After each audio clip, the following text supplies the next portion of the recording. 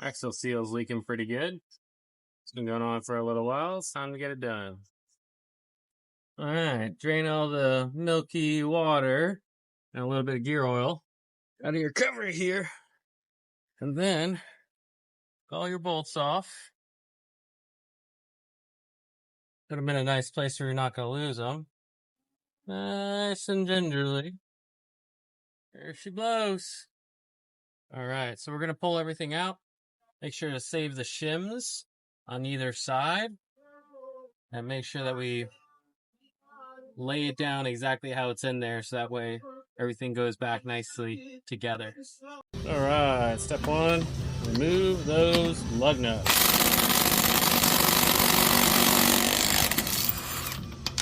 Okay. Use a bigger impact if your stubby can't get it.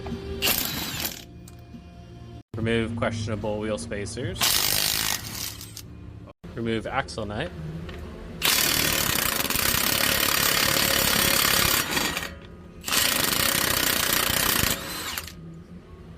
Break loose the brake calipers with questionable broken socket.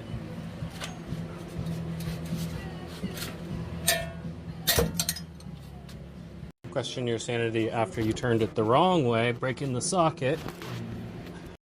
After removing the caliper and the brake rotor, remembering that you forgot something last time. What in the heck?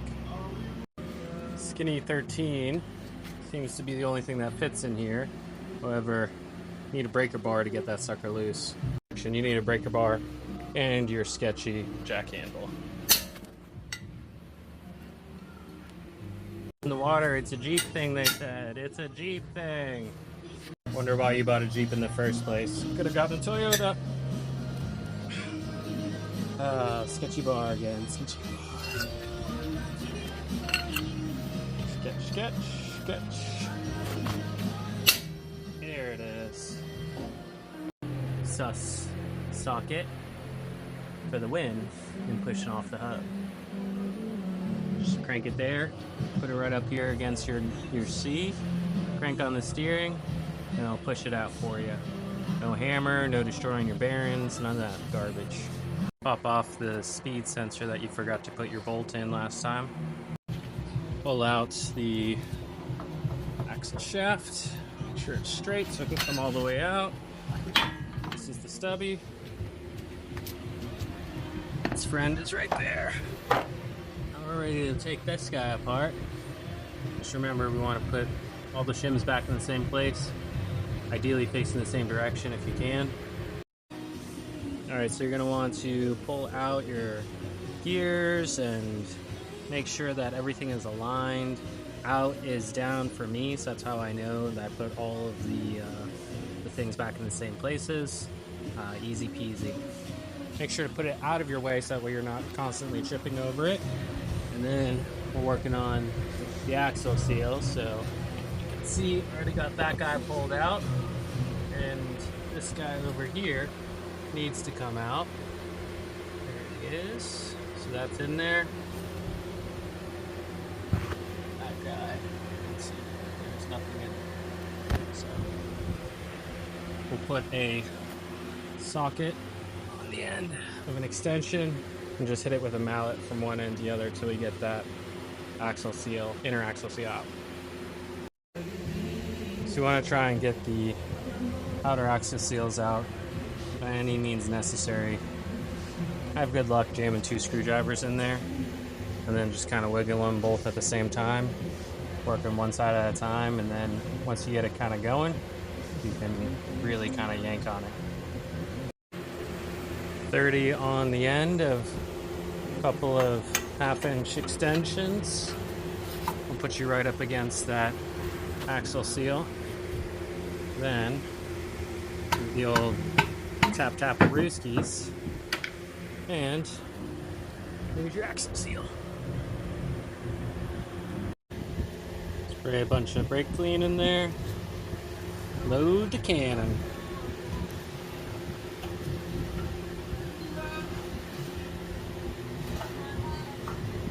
All the way through.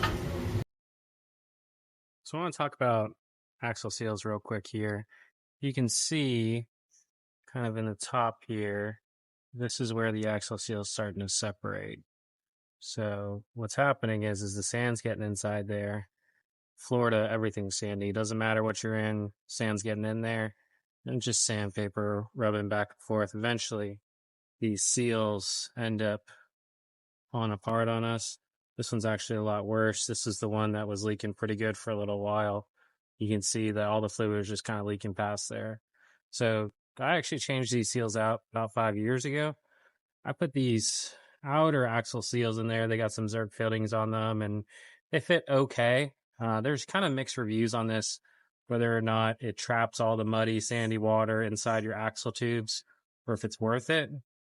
I've been putting this off probably about 6 months, just kind of refilling it with oil, not really driving the Jeep too much.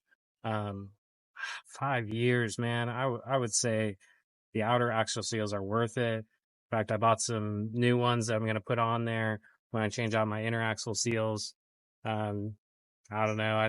I think that's pretty good for Florida sandy water. For the axle seals the last 5 years. Just me, I recommend them.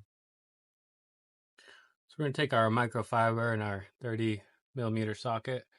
We're just going to run from inside to outside of the pumpkin to get all that sand and grease and gook out of there. That way we don't trap it in there when we put the inner and outer axle seals on. All right, so put the axle seal installer tool in. Sits over one side, and then you tighten this nut here kind of towards the middle, and it presses your axle seal in. Last time I hammered them in with a socket. Buy the tool. Don't be silly. Value your time at $0, but buy the right tool. After 1 bajillion microturns, there you have it. Installed axle seal. Nice and snug. Time to do the other side. Alright, so we have our axle seal loaded up in here in the installer. Press it in there. Spin this guy till it's a little bit snug. Try to keep everything where it's supposed to be. Easier said one-handed than done. We're going to do this thing here.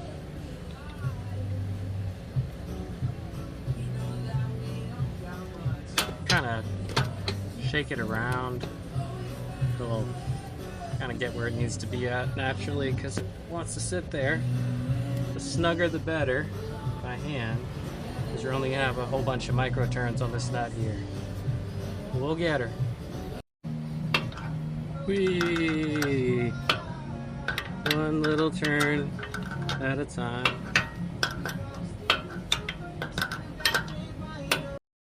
So hopefully when you get done, this is what you're going to see. 2 nicely seated inner axle seals. Alright, so we are going to put in the outer axle seal. Do yourself a favor here. Put that Zerk fitting somewhere where you can get to it nicely. I like to angle them to the front, out of the way of the caliper. Kind of snake your hand in there, your tube in there, and that way it's not straight up and down. So I am going to bang on this a little bit with a mallet and just kind of get it to sit flush there. You can see it's popped out just a little bit. That's it. Easy peasy. Once we get the axle shafts in, we'll fill it up with as much grease as it'll take. Make a nice seal. Good to go. Alright, clean up the end of your axle shaft nice and pretty. Try to get as much sand and everything off of it as you can. You want everything to be real nice in there. Sometimes the outer axle seal needs a little persuasion. Grab a little mallet, just trying to get it a little bit past that outer axle seal. Alright, got the mallet to get us over the hump here. We're gonna gingerly get us up there. Trying to get inside. I don't think you can see here, but want to be just catch as many spines as we can. And you can kind of spin back and forth. Make sure you're lined up.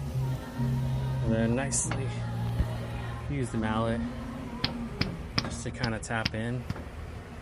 You want to be close, but you don't want to be touching the outer axle seal. That is perfect right there. Good deal.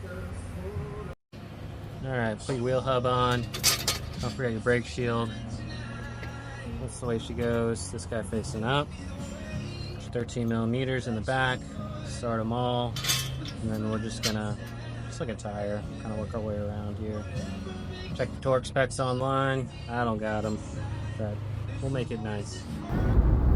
Alright, so at this point, you just put everything back together the same way you took it apart. I'm not a pro, I'm not a mechanic. I don't have the torque specs or all the sizes for you. There's plenty of videos for that stuff. But I do break my Jeep all the time and do my best to fix it. And I hate watching hours of video just to see how to take something apart and put it back together.